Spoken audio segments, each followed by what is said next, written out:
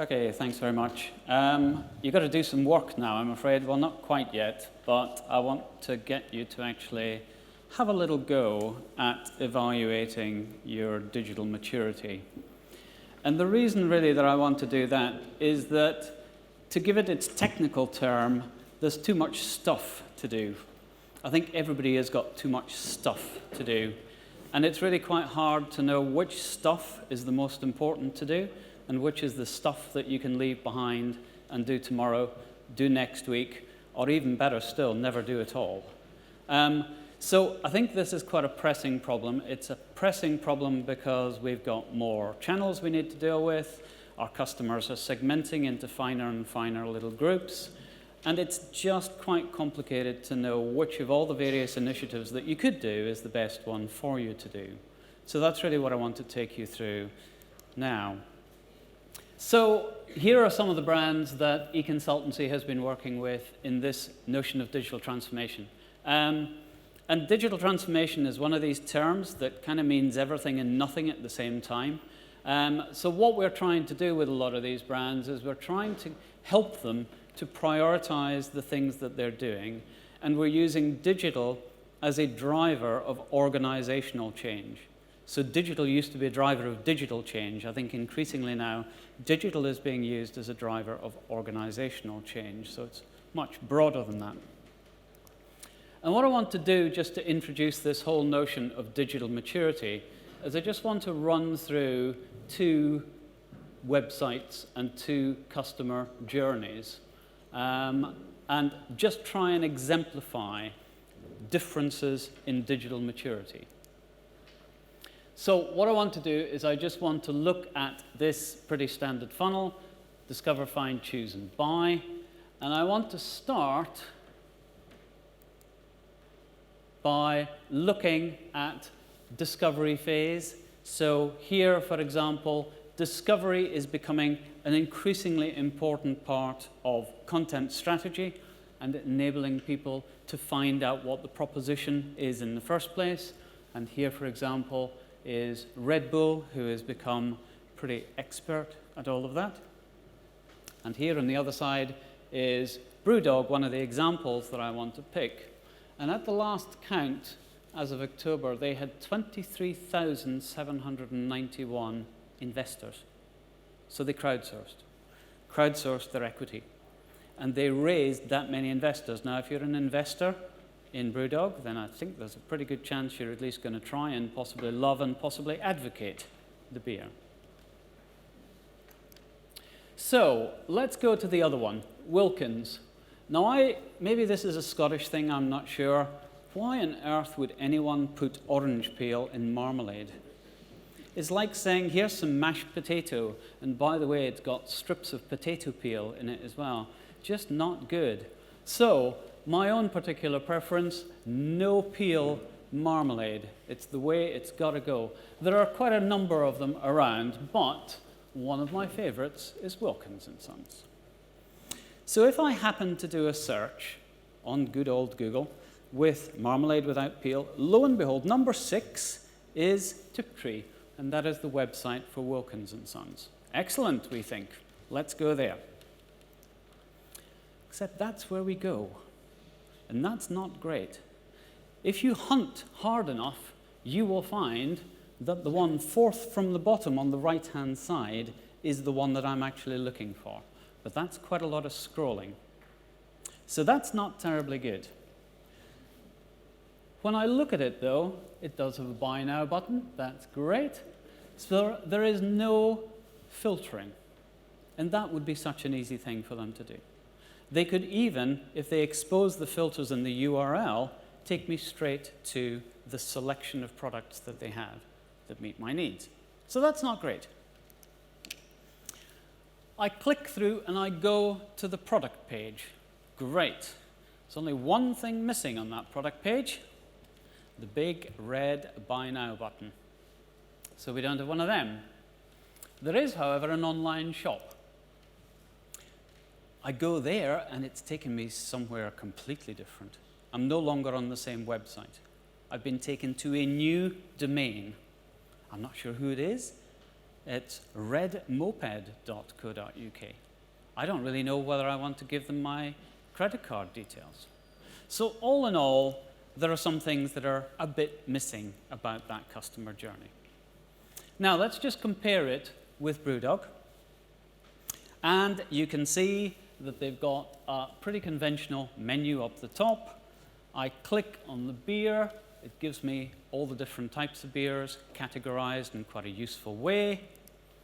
I can click through, there's the beer, I can buy it now, takes me through, I cross-sell, I can upsell, and all in all, and even if I go onto the site and search, you can see that everything that is related to that particular beer is there for me.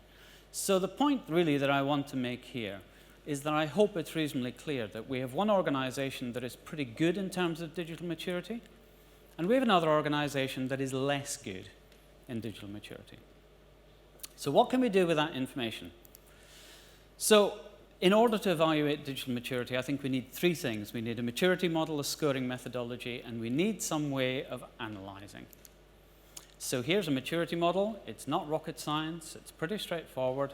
Are you emergent? Are you managed? Or are you optimized? And the way that we have found that it's best to evaluate digital maturity is to focus in on this part, on the optimized, and say, how far away are you from optimized? And the sort of things that we could include within the optimized is, are you doing strategic evidence-based planning? Are you measuring performance against targets? Are you testing and optimizing? Do you have skilled and knowledgeable people? Do you have good governance? So let's just look at what a maturity score might look like. So we can divide it up into different topics, we can have different statements, and we can score it according to, it doesn't need to be complicated. We typically take a 5-point scoring scale, and this is what I would like you to do in just a moment or two. So we can have statements of best practice, and we say either we don't do this at all, or we do it inconsistently or poorly, all the way through to 5, which is we do this pretty well, and we do this pretty consistently. And this is you estimating how you're doing according to best practice statements. So let me just give you some examples. So if we were going to go through the entire customer journey, discover, find, choose, and buy, we could divide that up into chunks, and I'll just show you a couple of examples of these. So within reach and engagement, audience insight, we have simple, unambiguous, and useful, i.e. predictive ways of segmenting our audience. Do that kind of well and consistently, or do that not at all or inconsistently, or possibly somewhere in the middle. So you have a 5-point scale to decide. Now, just to try and keep you honest, imagine when I come back and say, you got a 4 for that. Tell me what evidence you have in order to justify that 4. So it is a self-assessment. It is not trying to give objective proof, but it's trying to give an initial indication of where you are on that maturity scale. So I hope that you would be able to have a stab at, I'm not a 1, I'm definitely not a 5, I think I'm probably a 4, or possibly a 3, or possibly even a 2. So, on page 10 of your workbooks, you have got 3 topics, 5 questions each. What I would like you to do is have a go. Once you've had a go, don't spend a huge amount of time. You know, the statements are not simple. They're meant to be challenging. They're meant to be quite focused, and they're meant to make you concentrate on a very specific aspect of your business and ask the question, are you doing it well, or are you really not doing it either at all or badly? So just try putting some scores against these. It's going to help for the next stage if you've actually got some scores. If you find some of the questions that are a bit too intricate or involved, skip them and go on to the others. And just see how you get on in the next, we're doing not bad for time. I'll give you about 5 minutes to go through. anyone has got any issues, just shout out and ask any questions about them, and I will try and help. But just have a little go at trying to get some scores. And once you've had a go at that, I'm then going to give you a scoring methodology that will allow you to add them up and give you a maturity score for your business. Okay, volunteer time. Who's going to tell me a little bit about what you've scored and why? Come on, don't leave me sad and alone up here by myself. Yes, somebody's willing to talk about the scores. So, tell me, have you done one section? Have you had a go at all sections? Done them all? Okay. So, tell me about it. How did you feel that the scoring was? Did you feel you were able to give scores to begin with? Yeah, I mean, I think it's pretty easy for us in our organisation. We're 6 years old. Yes. And I think what this said to me was with a score of 23, we haven't even started in this space yet, and it's a low level to now go from. So, and I think that's just, speed of the business growing over the last 6 years, focuses on other things and maturity of a business to where we need to get to. So what did you give the highest score to of all of them? Just give us an example. I'll give my highest score to. So I think the understanding of data and analytics. So as a business, we make a lot of decisions through data, and the majority, we're a very data-led business. But is it structured? Is it put into process form? No, it's not. And when I read those questions, whilst data is key and centre of our business, it's not formalised enough. So the process is missing around it. Okay. So just tell me about something that you have scored, how shall we put it, less well on. The area I'm responsible for, multi-channel marketing. Not only have you scored badly on it, but you're able to talk authoritatively about it as well. Excellent. Okay. So just tell me why you think you scored not so well there. I think because we're an FMCG product, so we're in food and beverage, and I think a lot of our consumer touch points are at a retail level and not at our level, and it's something we're looking at as how a brand we start to really build that CRM and have that relationship direct with the consumer. So I think again it's just a timing thing in terms of 6 years. It's been about bringing a completely new product to market, launching it, getting it going in retailers, and now it's like, okay, so how do we start to build? It's a bit chicken and egg, but it's egg before chicken almost for us, so which isn't right, but it's where we're at. And of the ones then within that multi-channel section, were there some that you were particularly concerned about and some that you were more comfortable with? I mean, I literally, it was a 1 the whole way through. So it's something that we need to focus on across the business. That's a level of consistency. That's good. That's all right. So enablers, now that we've identified that that's an area for improvement, how do we get beyond that? Sorry, I'm still going to pick on you. I haven't got any other volunteers. So, how do you think about managing the whole heap of stuff I imagine that you could do? How do you focus your priorities on what you're going to start with? Are there some key enablers that you thought about when you were doing that, or you've thought about previously? Just tell us how we get to the next stage. Yeah, I think the first thing is just about stepping back, taking yourself out of the business, just sit and say, okay, what does it look like in an ideal world? So for us, we call it almost forward casting, and then we back cast. So this is what we want it to look like in an ideal world. What are the steps that we need to come back to get us to that? So, and what are the timelines and the decision points needed? So finally, the key enabler for multi-channel, if you were to pick one? What would be my key enabler? I guess actually the collection of the data first, so actually having that touch point with our consumer. I can't do anything until I know the consumer better, or I actually own that consumer data, rather than somebody like dunnhumby owning it.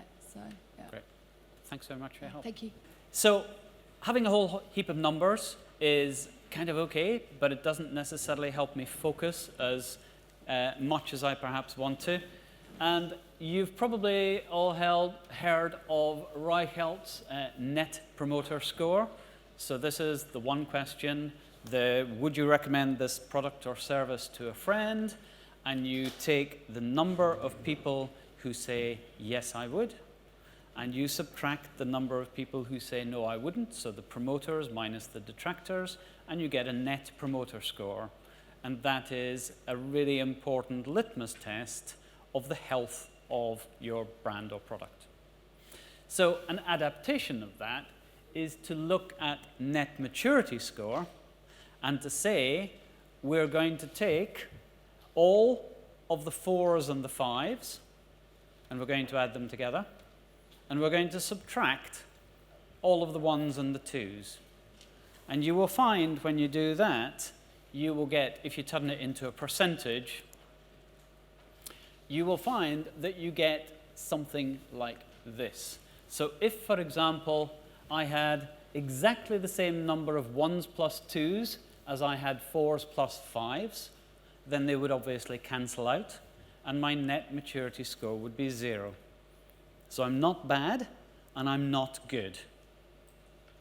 Whereas the more negative you get, what it amounts to is that everyone agrees we do not do digital best practice in the areas we have surveyed.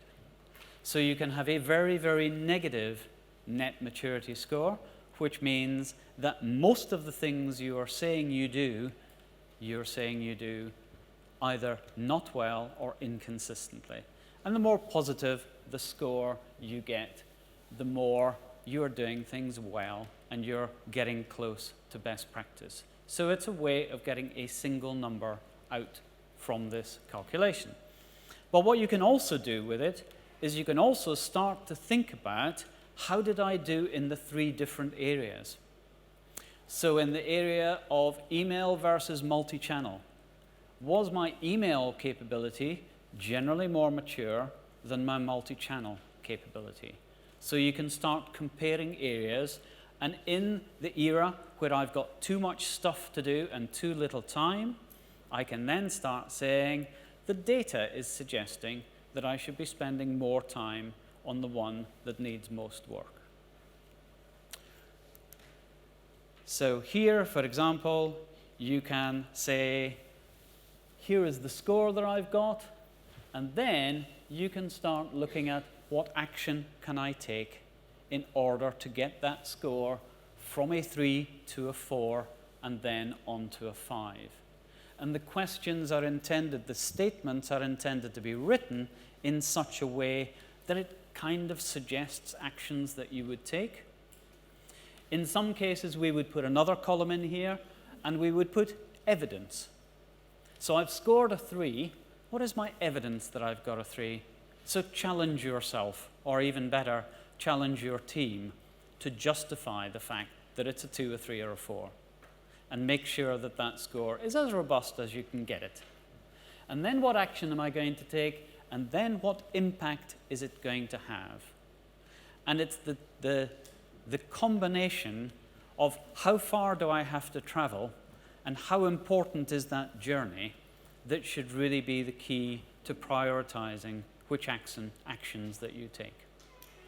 So just as a hypothetical example, here we have got a net maturity score ranging from -1, everybody thinks we're doing things inconsistently or not at all, going all the way through to +1, we think that we're doing things pretty well and pretty consistently.